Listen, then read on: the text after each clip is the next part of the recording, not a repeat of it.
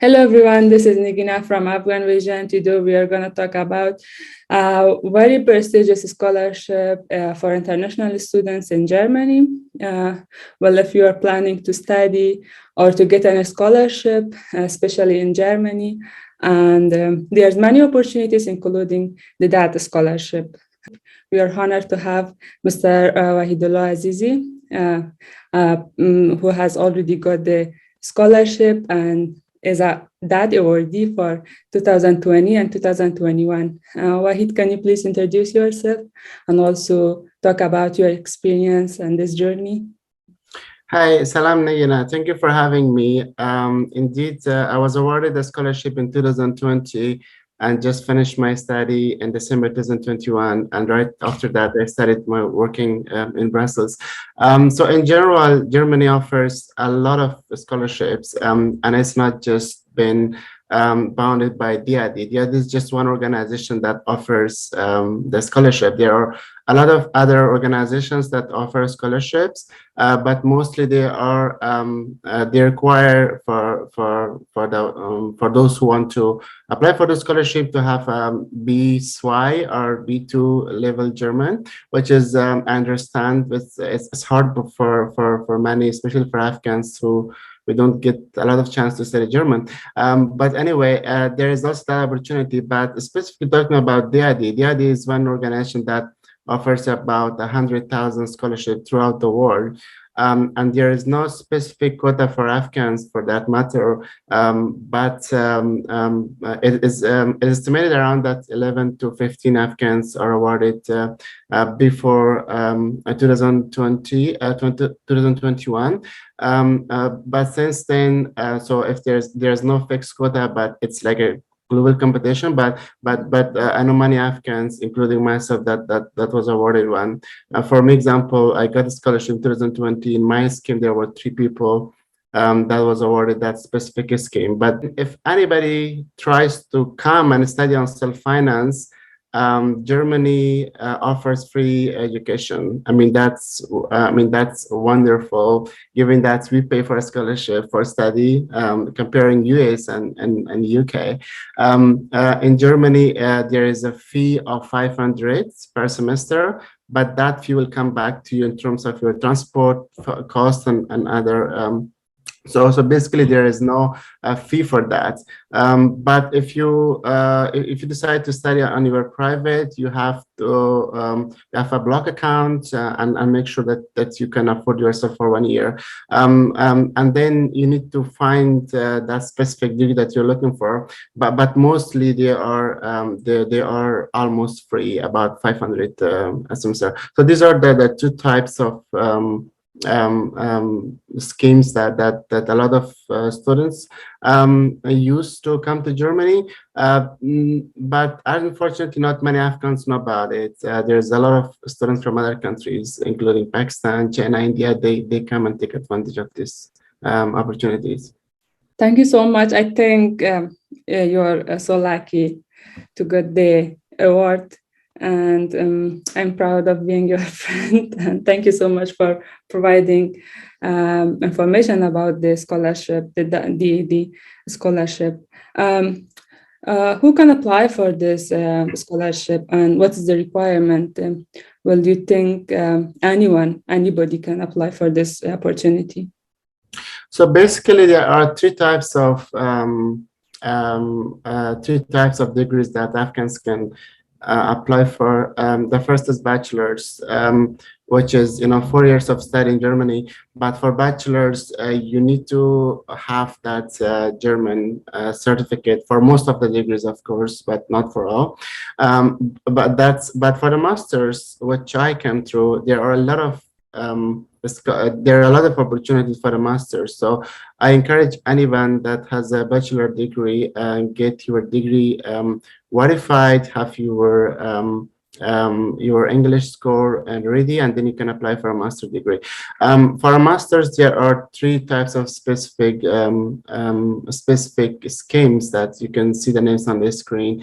One is called EPOS, another is called for all disciplines, and the one I came through is called Helmut Schmidt's program, which is consists of 8 universities. The way you apply for the scholarship is different from every band. I mean, for the one for the Helmut Schmidt's, you go through the website of the university and you apply through that, and for the others you go through that portal, which you can also find on that website. So the way is, I mean, there are different ways that you can apply for, but for you to have to be ready, you need to have certain documents ready. That's being your the most important being your degree, of course, and then you also need to have an English score. But be mindful that some of the degrees are masters in German, so you need to have the German and the German score ready. Mostly it is BSY. You can get it. I think in Kabul there was by Goethe, but you can also get it in any country that's available. So you need to go and check their website, book an appointment, and then you have to test. So but you can. You're also, but Germany is increasing its international programs, which is mostly in English, and so there is a lot of options for you, especially if you are considering studying humanities and also like engineering. I know people, they also got into MBA and stuff. That's in English. So so if to summarize it, you need to have a bunch of like documents for that, but but I can give you a list that you can also see on the screen. You need to have your references ready, your motivation letter ready, and also you need to have that English score, which is very important. But also note that every procedure of the scholarship is different. So that is just not one single scholarship. It is an organization that provides different scholarships for Afghans and also for other students. So you need to go through every requirement that's there on their website, and there's a lot of information about it. Well, yeah, thank you so much. And if you have any question, just leave in the comment and we will try to answer it as soon as we can. Wahid, let's talk about the benefit as well. What's the benefit of DAAD? Yeah, so the benefits are quite remarkably from other scholarships that I've gone through. One good benefit that DAAD provides is that you need to study for free 6 months German language in Germany. Regardless of your degree program. For example, my degree program was in English, but I had to study German language for 6 months, which is very good for you, given that you need that language to kind of like survive in Germany. I'm not saying that you cannot get by English, but of course you do. But if you consider staying further in Germany, that's very good. So that's one good thing, that it's all been covered by the scholarship. And the other good thing is that it's given the specific month and year we are, they will cover your accommodation and they will give you some kind of like pocket money, which is enough for you to have a modest life in Germany. Not very luxury, but you can have a good life with that. So you got your accommodation covered, you got your pocket money, and top of that you get health coverage, which is very I mean, everybody needs to have a health insurance in Germany, but this one, particularly by DAAD, is a very good one. I can say that. And the other benefit is that if you're married, or if you have a spouse and you have a civil contract, or you have for us it's like a nikahat, and then you can bring your wife, your children, and they'll be also covered by the insurance. They'll be also covered by the accommodation. They'll also be paid in the pocket money. So they will take care of all those things. And apart from the monetary benefit that I just talked about it, and it's tempting, and there's another very good benefit of Germany, that upon finishing your study, they will give you 18 months of job seeking visa. They call it job seeking visa. And you can use that opportunity to, build on your language skill and, just have, I mean, consider what you're doing in terms of your career. You can apply for jobs in Germany because that job seeking visa will also give you will give you the opportunity to work in Germany. So that is I think the biggest of all. So you have that 18 months opportunity to think about that stuff. So this is like the big benefits that I just talked about. Apart from that, I just want to talk about two more opportunities that's being offered by DAAD following, the changes in Afghanistan. Now, so if you remember, we talk about three kind of like, let's say legal pathways or three kinds of schemes that you can study in Germany. One was by your private, you cover everything on your own, and that requires a block account, and there's have to take care of your insurance, your accommodation, and also everything. The university may not require that much of fee, but that also expenses is a lot. So this was one scheme. Another is like the scholarship that everything is covered by by DAAD, so you don't have to worry about it. And also there is another third kind of schemes that's being offered by DAAD just following the events in Afghanistan. There are two schemes. That support the Afghan students. One is called Heidel Domain Program. In Heidel Domain Program, you basically choose the university, you get the admission, and then that covers you. So it doesn't cover the fees, but remember, I said that there is no fee in majority of the German universities. So, but for some, if there is, you have to take care of the fee, and then the rest will be covered by DAAD.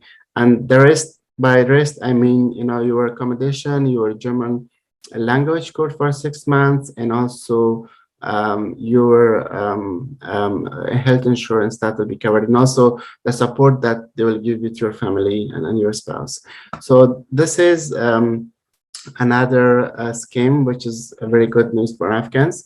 And then I can also think about another program. It's called New Bridge Scholarship, which is it's called New Bridge Scholarship for Afghans. It's also similar with the one I mentioned before, but it also covers PhD programs and postdoctoral programs.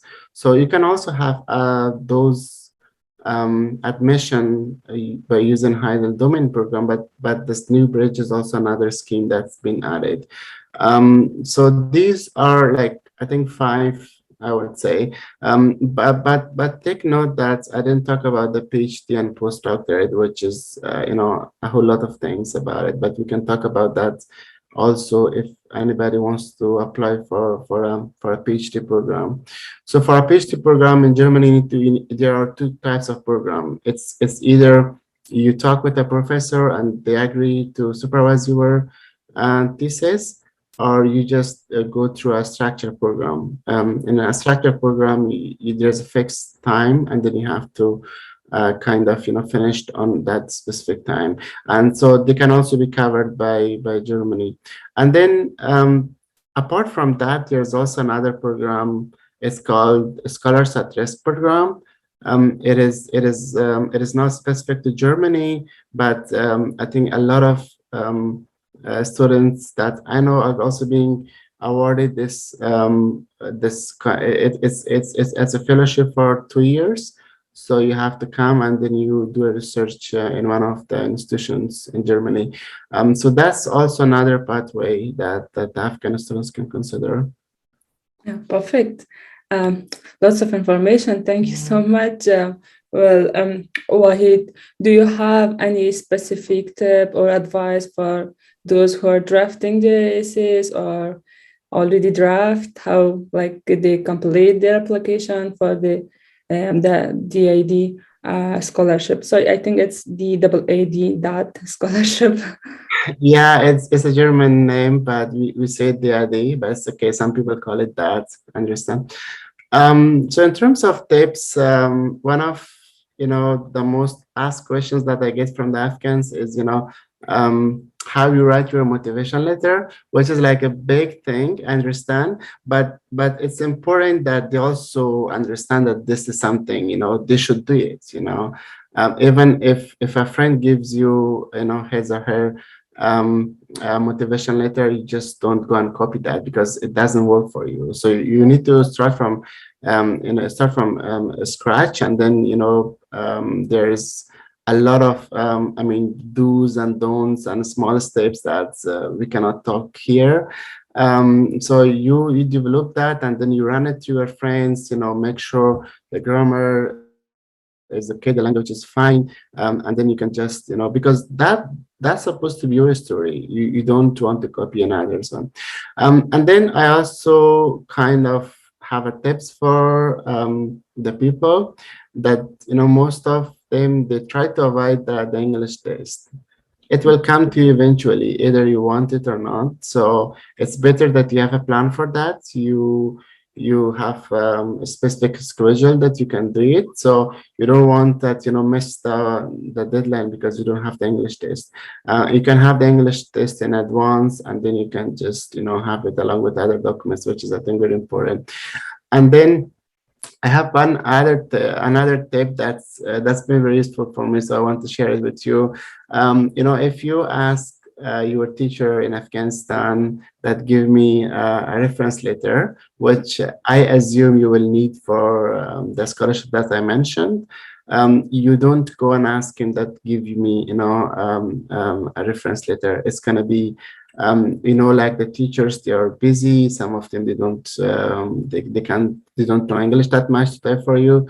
So I think that is the first thing that you want to take care of that. If it's possible, you can come up with the first draft and then you can show it to a teacher if it's fine, or if he or she has any observation that can be changed. But I think you don't leave it to professors. I know they're busy people. Just get it done yourself, because imagine that you have everything ready, because that's in your control. The English is in your control, the essay is in your control, but that reference letter is in your teacher's control. So you can't force him or her to write it for you or to just submit it for you. So it's very important that you take care of that in advance. I know it's kind of like okay, I will do these things and then that will become up, but I think no, you should also take that and allocate some time for that as well. So that are my tiny kind of Sorry, tips. why? How many reference letters like an applicant need to like provide to the scholarship? So it depends on the scheme that they wanted, but usually it's two. So you And it can should be academic or like from a job. um, I think preferably it will be one academic and one professional. But for those who has a lot of work experience and they have some distance, maybe not accessible by their professors, they can get it from their employees. So for me, I had it from my teacher and also from my work. So that was the two that I had. But you need to take care and read those specific requirements on the website, and so that you can understand which sometimes I assume they require three, but mostly the average is two is enough. And then also take in mind that some of the reference letters, you should send it along your other documents. And by send, I don't mean by post. Everything is now done online. And then there's other kind of reference letter that the university wants your professor or your work or your boss to submit it. So you also need to take that in mind, that in case it's required, you can just ask your boss or your teacher to submit it, in time for you. So there are two kinds. It's either go through you or you just submit it through your teacher on the system. Well, thank you so much, Wahid, for providing information about the scholarships and and different scholarships in Germany. I think we could cover like tips for the interview and visa application in different video in the future. Anybody, if you have any question and if you want any tip regarding any topic, any scholarship in Germany, just leave comment in the video, and we will make sure to answer your question and your comment as soon as we can. Thank you so much for listening and watching the video.